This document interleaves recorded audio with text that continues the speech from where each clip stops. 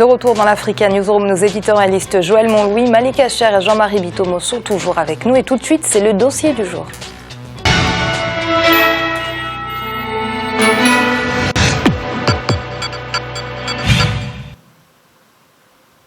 La littérature africaine a été un levier de prise de conscience devant les inégalités et injustices auxquelles les sociétés ont eu à faire face. Elle a joué un rôle significatif dans le combat contre le colonialisme. La littérature a contribué à la prise des consciences collectives contre les dictatures de certains régimes.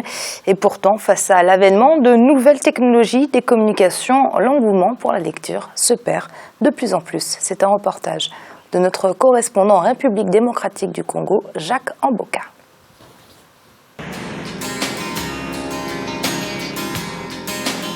La littérature africaine a joué durant la période post-indépendance un rôle d'éveil des consciences des élites sociopolitiques. Après les indépendances, la littérature africaine s'est orientée vers la défense des droits et libertés des peuples. Cela a été le cas au Congo-Brazzaville, par exemple, avec les écrits d'Henri Lopez, ou encore Soni Laboutansi, qui a stigmatisé à travers son ouvrage La vie est d'Émile, la dictature, la torture, le culte des personnalités et le meurtre.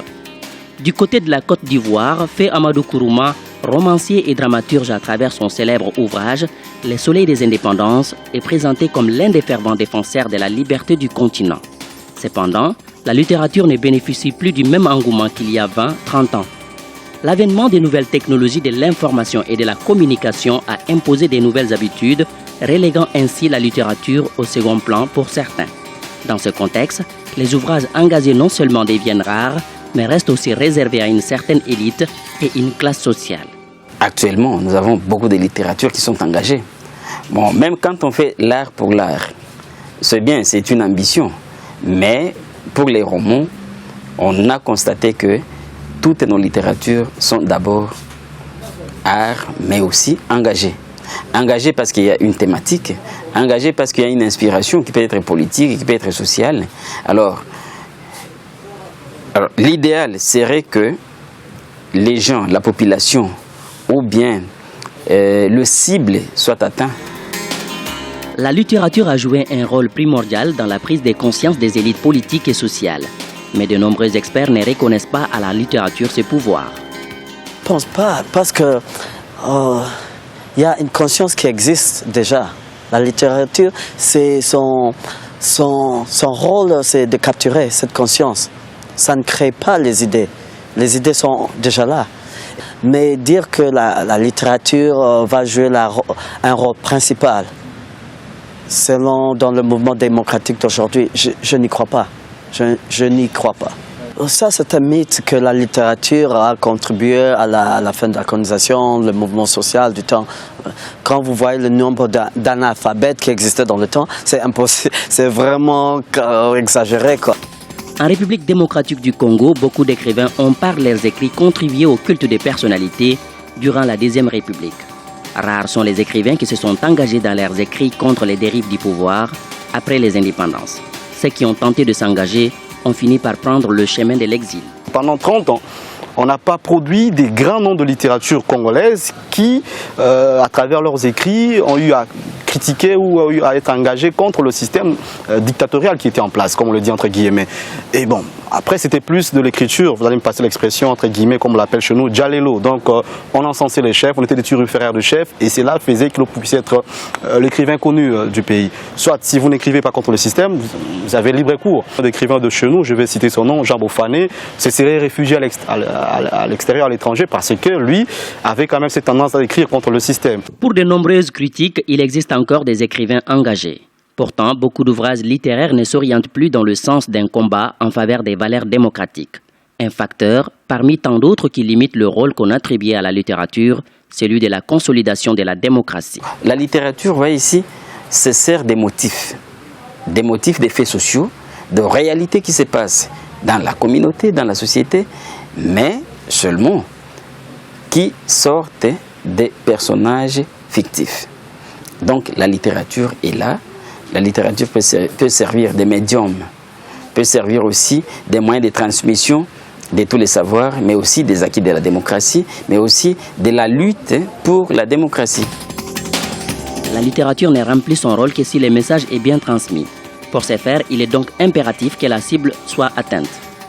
Pourtant, dans la situation socio-économique de plusieurs pays, notamment de la République démocratique du Congo, les ouvrages restent inaccessibles au grand public. Maintenant, parlant de l'accès aux livres, je dirais que la question a été posée et elle reste toujours posée, c'est le pouvoir d'achat du Congolais. Si un parent peut disposer d'une somme donnée, 20 $, parce que c'est souvent ça les bons livres qui sont tirés ici, pour acheter un livre, ça ne sera pas le cas pour un étudiant ou un élève qui voudrait bien lire mais qui n'aurait pas ces moyens-là. En République démocratique du Congo, la littérature est en perte de vitesse. Les écrivains font face à de nombreuses difficultés pour la promotion et la vulgarisation de leurs œuvres. Cette situation limite l'influence qu'ils peuvent avoir sur les populations.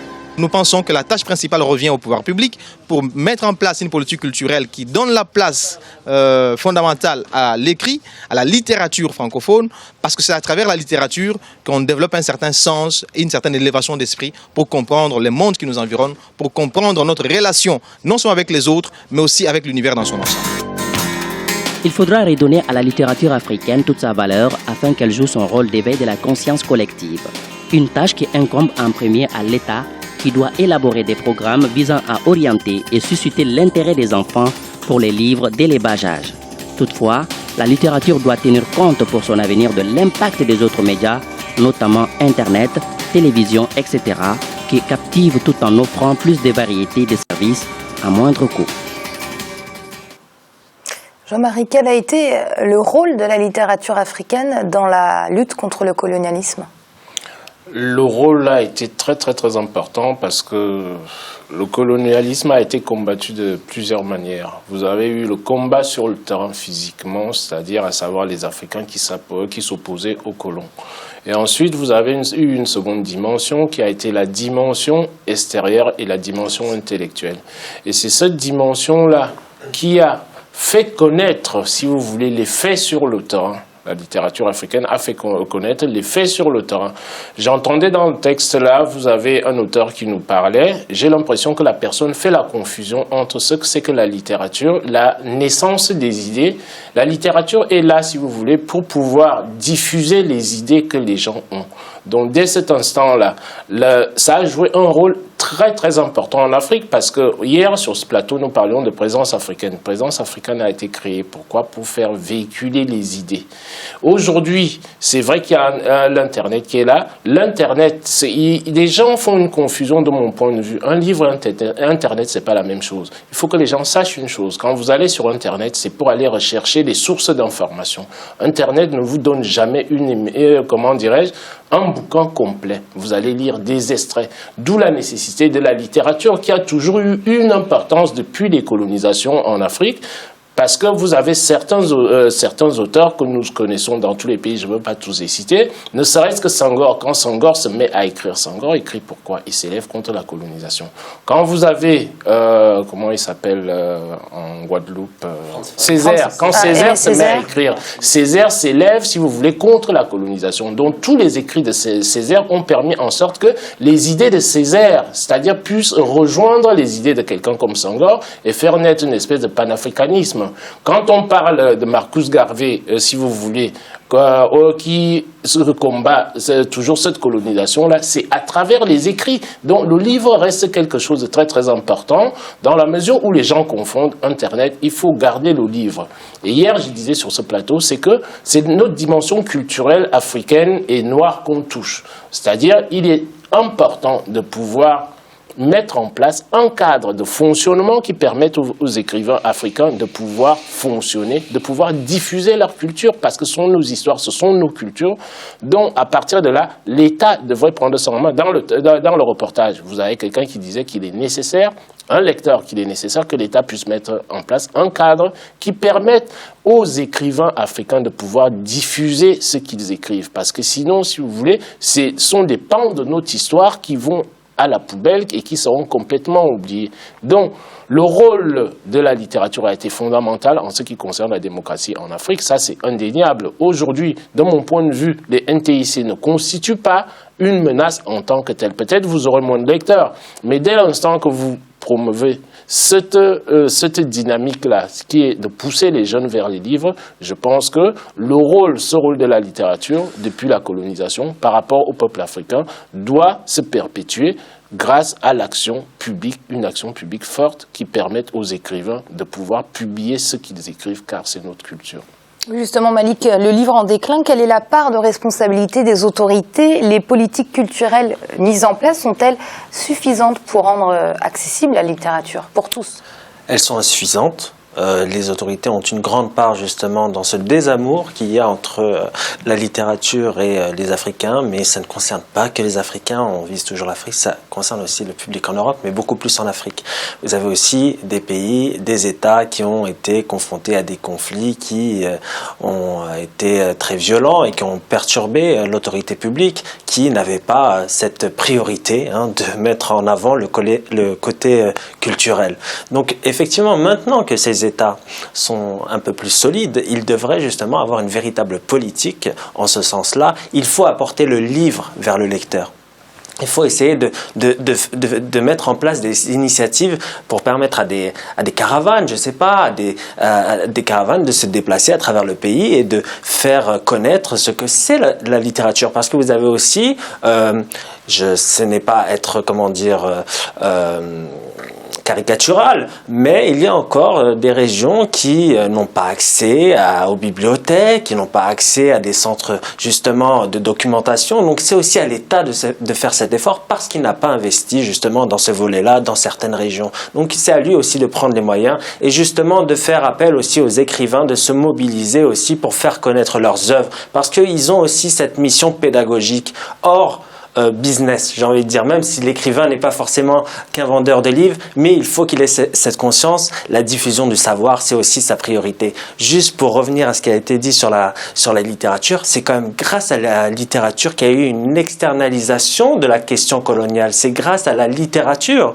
Donc la littérature, c'est un vecteur vraiment puissant pour mettre en avant des idées, pour mettre en avant des solutions aussi concernant des problèmes. On a en Afrique une richesse culturelle, un syncrétisme culturel magnifique qu'il faut mettre en avant dans la littérature et aussi la littérature peut être, c'est un peu un pêle-mêle ce que je dis, mais ça peut mettre aussi en avant la richesse de l'Afrique à l'étranger. Alors on parle justement, Jean-Marie, de cette crise du livre qui ne touche pas que l'Afrique, comme l'a très bien souligné Malik, mais en Afrique plus précisément. Est-ce aussi parce que la littérature engagée ne fonctionne pas, en tout cas ne fonctionne plus comme avant? C'est vrai que la littérature engagée ne fonctionne plus comme elle fonctionnait avant, Amira. Vous avez raison là-dessus, mais c'est lié à quoi? C'est lié au fait que, c'est-à-dire, on a perdu l'habitude de diriger les gens vers le livre. Comme Malik vient de le dire, il faut amener le livre, comment dirais-je, vers le lecteur. C'est-à-dire dans nos États aujourd'hui. La comparaison qu'on pourrait faire avec les États européens, pour moi, elle ne me sied pas parce que ces États-là ont déjà construit leur culture. Elle est construite, elle est posée. C'est l'effort que les pays africains doivent comprendre, c'est qu'à travers la littérature, vous faites véhiculer énormément de choses. Et je répète ce que j'ai dit tout à l'heure, que les gens, c'est-à-dire, on nous lance tous dans les nouvelles technologies de l'information et de la communication. C'est quoi? C'est que tout simplement, c'est-à-dire, on est habitué on a instauré, si vous voulez, la dictature du sensationnel. Le sensationnel, quand vous allez sur Internet, c'est ce que vous retrouvez. Quand vous avez vraiment besoin de culture, il faut prendre du temps là-dessus. Heureusement que vous avez des sites, je ne ferai pas la pub ici, là, des sites qui peuvent donner un accès libre, si vous voulez, à cette culture-là. Encore faudrait-il que cette culture-là, quand les jeunes Africains vont sur les sites, qu'ils retrouvent, si vous voulez, ce qui a été écrit par les auteurs qui sortent de leur milieu, mais pas la vision extérieure, si vous voulez, de leur milieu. C'est-à-dire, il faut une vision endogène et non une vision exogène, c'est-à-dire de ce que vit l'Africain. Donc, vous avez certains sites qui mettent quand même comment dirais-je, une partie de connaissances à la disposition. Mais la littérature est encore beaucoup plus fondamentale pour moi, tout simplement. Pourquoi? Parce que la littérature raconte les faits quotidiens de chacune des sociétés. Quand vous prenez tous les grands auteurs français, vous allez vous apercevoir que ces auteurs-là décrivent la réalité sociétale, économique, religieuse, politique, là où ils vivent. Les fameux best-sellers que nous avons sortent de là. Donc, à partir de là, le rôle de l'État, comme je le dis souvent, c'est-à-dire nous mélangeons toujours les crayons, c'est-à-dire sur nos problématiques africaines. On veut toujours prendre ce qui se passe à l'Occident et le transposer chez nous en oubliant que nous sommes une spécialité, c'est-à-dire bien particulière. Donc, à partir de là, pour moi, la littérature, c'est vraiment quelque chose de très, très important et il faudrait bien que les États pensent à s'y mettre. Malik, il faut aussi ajouter que cette littérature contestataire, cette littérature engagée n'est pas accessible à tous. Oui, elle est souvent réservée à une certaine élite. Justement, c'est le problème du coût du livre. Hein. Tout le monde ne peut pas se permettre d'acheter un livre. Même les plus grandes œuvres qui ont fait la gloire de la littérature africaine. Donc oui, c'est une problématique. Alors, comment régler cela ? Est-ce qu'il faut partir vers une subvention du livre ? Peut-être, ça serait une solution si les États ont cette capacité financière. Pourquoi pas subventionner les livres, mais surtout inclure dans les programmes scolaires la lecture d'un grand roman. Ça fait vraiment défaut dans certains pays africains, notamment dans les ministères de l'éducation nationale. Et c'est l'heure de marquer une courte pause. On se retrouve très vite pour la suite de l'Africaine nous en met tout de suite.